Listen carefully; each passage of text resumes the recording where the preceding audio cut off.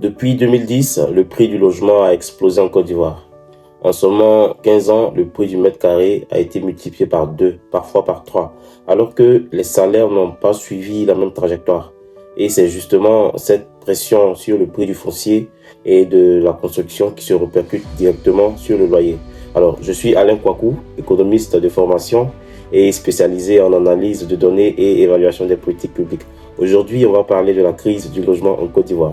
Top, c'est parti. Aujourd'hui, beaucoup d'Ivoiriens consacrent 40 à 60% de leurs revenus au loyer. Certains doivent payer 4 mois, 6 mois, parfois 10 mois d'avance. Beaucoup de familles ne font que déménager. Dans certains ménages, les gens s'entassent dans les salons, dans les chambres. Et pendant ce temps, le loyer continue de monter. Ce n'est pas une impression, le loyer est en crise en Côte d'Ivoire. Pourquoi le prix des loyers augmente en Côte d'Ivoire? Simple mécanisme économique de l'offre et de la demande. La demande de logement à Abidjan est beaucoup plus grande par rapport à l'offre. Abidjan attire tout, emploi, école, opportunités. Pourtant, on ne construit pas assez de logements accessibles. Résultat, il y a trop de monde pour trop peu de maisons. Et les offres de logement aujourd'hui à Abidjan sont devenues comme des enchères. Oui, le pouvoir endosse bel et bien la responsabilité principale. Toutefois, il faut être clair. Cette situation n'est pas une fatalité économique. Même dans les plus grandes puissances, on observe aussi ce phénomène de l'économie du logement. Plus la ville est attractive et grande, en vente et en location, le prix au mètre carré augmente. Mais justement, il y a toujours des politiques palliatives, des actions sociales pour les populations les plus défavorisées. Mais la gestion du problème de logement en Côte d'Ivoire a été une faillite de gouvernance, disons-le. J'ai de nombreux arguments, mais je vais vous en citer seulement 3 pour justifier ce problème de gouvernance. Premier argument, les promesses non tenues sur le logement social. Il y a eu des annonces, beaucoup d'annonces sur les logements sociaux, des objectifs ambitieux, trop ambitieux parfois. Les logements sociaux réellement livrés n'ont pas comblé le déficit et donc la crise reste structurelle. Il faut faire une distinction très importante. Un problème structurel n'est pas un problème conjoncturel. Un problème structurel, lui, il est profond. Il est lié au fonctionnement même du système. Il dure dans le temps et il ne se règle pas avec une mesure d'urgence. Il exige des réformes de fond. Un problème conjoncturel est temporaire. Il est lié à un choc ponctuel, une crise économique internationale, une hausse des matériaux, une situation exceptionnelle. Quand le contexte s'améliore, le problème disparaît. Exemple, la pandémie de Covid. Cela étant dit, revenons à la crise structurelle de logement en Côte d'Ivoire. On a annoncé environ 150 000 logements sociaux en Côte d'Ivoire pour 2025, pour au final ne livrer que 40 000 environ, c'est-à-dire même pas 30% de l'objectif. Et face à la crise criarde du logement, on met en place une politique d'urgence de création de 25 000 nouveaux logements, comme si c'était un cadeau supplémentaire. En réalité, sur le terrain, il y a très peu de résultats concrets pour les ménages à faible revenu. Argument numéro 2. Les déguerpissements sans solution durable. On a détruit des quartiers sans reloger dignement les gens. En 2024, des dizaines de milliers de personnes ont été déplacées. Ça veut dire quoi concrètement? On a détruit l'offre informelle de logement sans créer immédiatement une offre alternative.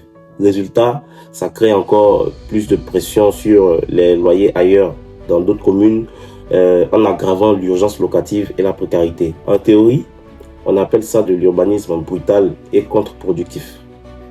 Argument numéro 3, c'est l'absence de régulation réelle du marché locatif.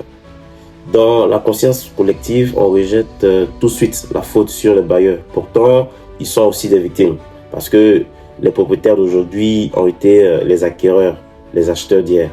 S'ils ont acheté cher, ils vont naturellement revendre ou louer cher. À Abidjan, le prix moyen du mètre carré à la vente est passé d'environ 300 000, 400 000 francs en 2010 à 900 000 et allant jusqu'à 1 500 000 francs aujourd'hui, voire plus en fonction des quartiers. Et cette hausse se répercute directement sur la location. Un studio qui coûtait en location 40 à 60 000 francs en 2010 se loue aujourd'hui entre 100 000 et 150 000. Encore en fonction des communes. Et parfois, c'est beaucoup plus cher. Pour les mêmes conditions surtout. Pourtant, la législation est claire à ce sujet.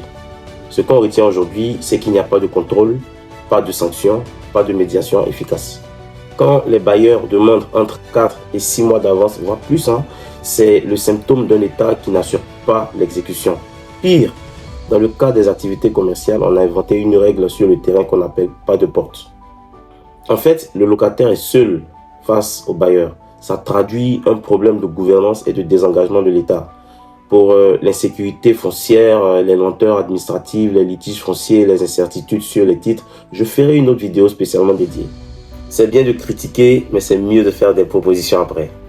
À court terme, on peut mettre en place une brigade bail et loyer, BBL, avec des sanctions effectives sur les avances illégales et les abus. Ça peut passer par des contrôles ciblés dans les zones tendues, des procès-verbaux rapides. En tout cas, ça aura du mérite de créer de l'emploi. On peut aussi mettre en place une médiation locative accélérée, c'est-à-dire un tribunal spécialement dédié pour réduire l'impunité et sécuriser les bailleurs et les locataires. Une autre solution peut aussi être d'initier un vrai filet de relogement. Cette fois-ci, pour les personnes déguerpies, ça passe par des hébergements transitoires, des allocations de logement bien ciblées, suivant un calendrier public et surtout avec une traçabilité des indemnisations. Mais toutes ces propositions, c'est en vérité le traitement des symptômes. La solution durable est la décentralisation. Les amis, Abidjan est enrhumé, il faut désengorger la ville. Le loyer en Côte d'Ivoire est devenu un luxe aujourd'hui, pourtant ça ne devrait pas l'être. C'est un droit fondamental. Un pays qui se développe sans loger dignement son peuple crée de la frustration, de l'injustice et de la colère sociale. Parler de logement, ce n'est pas faire de la politique politicienne, c'est plutôt parler de dignité. À bientôt les amis pour de nouveaux contenus. N'hésitez pas à réagir en commentaire pour donner vos avis et proposer des sujets d'ordre politique ou économique. Ciao, à plus.